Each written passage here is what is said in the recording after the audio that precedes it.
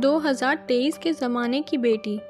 अरे पापा, आप अभी तक तैयार नहीं हुए? बैग कहाँ है आपका? चलिए मैं पैक कर देती हूँ। पापा ने एक उदास नज़र नेहा पर डाली। नेहा बेटा, मैं कहीं नहीं जाऊँगा। ये घर तेरी माँ की याद से भरा हुआ है। नेहा की आंखें भर आईं। पापा, माँ को गए 6 महीने हो गए हैं। आपकी तबीयत भी ठीक नहीं है। ऐसे में मैं आपको अकेले नहीं छोड़ सकती। आप मेरे घर चल रहे हैं मेरे साथ। बेटा, मैं तेरे घर कैसे रह सकता हूँ? बेटी के घर का तो लोग पानी तक नहीं पीते हैं। फिर वहाँ तेरे सास ससुर भी तो हैं। उन्हें मेरा वहाँ रहना कैसे अच्छा लग सकता है? आखिर हूँ तो मैं एक बाहरी आदमी। पापा, वो लोग ऐसे नहीं हैं। वो बहुत अच्छे हैं। नेहा पापा का हाथ अपने हाथ में लेकर बैठ गई। पिछली बार आपको शुगर का अटैक आया था। कितनी मुश्किल से ठीक हुए हैं। कहते हुए उसकी आंखों में आंसू आ गए। पापा, मैं आपकी इकलौती बेटी हूँ। आपकी सारी जिम्मेदारी अब मेरी है। बस मैं और कुछ नहीं सुनूंगी। पापा सोच में डूब गए। अनिल दामाद जी ने तो एक बार भी नहीं कहा। हाँ, ये ज़रूर कहा था कि पापा, हम आते रहेंगे आपसे मिलने। नेहा, तूने दामाद जी को पूछा?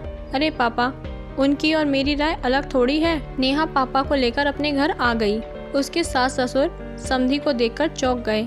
अनिल ने भी पैर छुए और कहा, अच्छा किया पापा जो आप कुछ दिनों के लिए यहाँ आ गए। पापा रहने तो लगे, पर उन्हें लग रहा था कि शायद दामाद और उनके माता पिता यहाँ उनके आने से खुश नहीं हैं। एक दिन पापा लॉन में घूम रहे थे कि अचानक उन्हें अनिल की आवाज़ सुनाई दी। नेहा, पापा यहाँ पर कब तक रहेंगे? ऐसे क्यों पूछ रहे हो आप? वहाँ पर उनका है ही कौन? और उनकी तबीयत भी ठीक नहीं है। अरे तुम समझ नहीं रही हो। हमें तो अपने घर में ही अजीब सा महसूस होने लगा है। हमें किसे?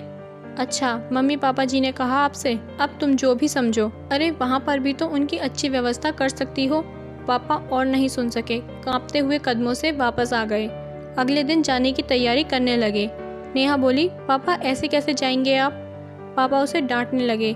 नेहा, मेरी फिजूल की चिंता मत करो। अपने पति और सास ससुर का ध्यान रखो बेटा। मैं अपना ख्याल खुद रख सकता हूँ। नेहा बेटा, बहुत दिन हो गए, अब जाना चाहिए। मैं अनिल से बात करती हूँ।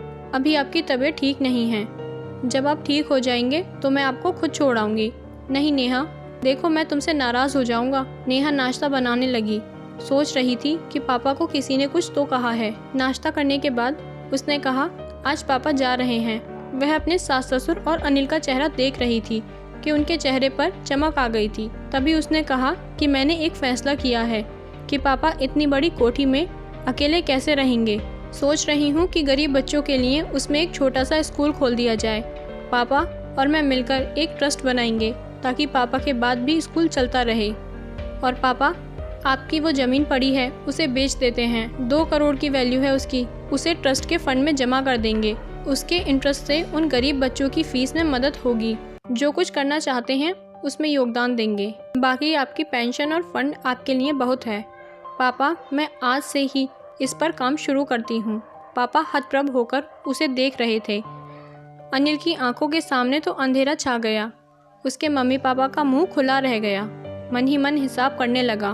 5 करोड़ की कोठी, 2 करोड़ की ज़मीन और फंड, इतना बड़ा नुकसान। जब नेहा पापा को छोड़कर लौटी तो अनिल उसका इंतज़ार कर रहा था। ये सब क्या बकवास कर रही थी तुम? नेहा मुस्कुराई और बोली, ये बकवास नहीं, सच है। ऐसा मैं इसलिए करूँगी कि किसी को भी मेरे पिता की मौत का इंतज़ार ना रहे। पापा ने मेरी शादी पर ऐसी कौन सी चीज़ है जो नहीं दी? अनिल गुस्से में बोला, ये तो उनका फ़र्ज़ था।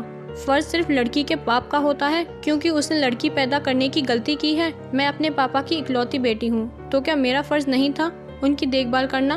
वो भी ऐसे वक्त में जब उनकी तबीयत ठीक नहीं है। माफ़ी चाहती हूँ कि उनके कुछ दिन यहाँ रहने से सबको तकलीफ़ हुई। मैंने कभी तुम्हें तुम्हारे फ़र्ज़ निभाने से नहीं रोका। अपने सास ससुर की सेवा में कभी कोई कमी नहीं रखी। तुम मुझे मेरे पिता के प्रति मेरा फ़र्ज़ निभाने से नहीं रोक सकते। उसकी आवाज़ में दृढ़ता थी। अनिल खामोश होकर उसे देख रहा था। शिक्षा, हर इंसान का यह फ़र्ज़ होता है कि वो अपने माता पिता के साथ अपने सास ससुर की भी जिम्मेदारियाँ निभाए, जिससे 2 परिवारों का रिश्ता हमेशा अटूट बना रहे। ये कहानी आपको कैसी लगी हमें कमेंट करके ज़रूर बताएं। और साथ ही अगर चैनल पर नए हैं तो चैनल को लाइक, शेयर और सब्सक्राइब करना ना भूलें।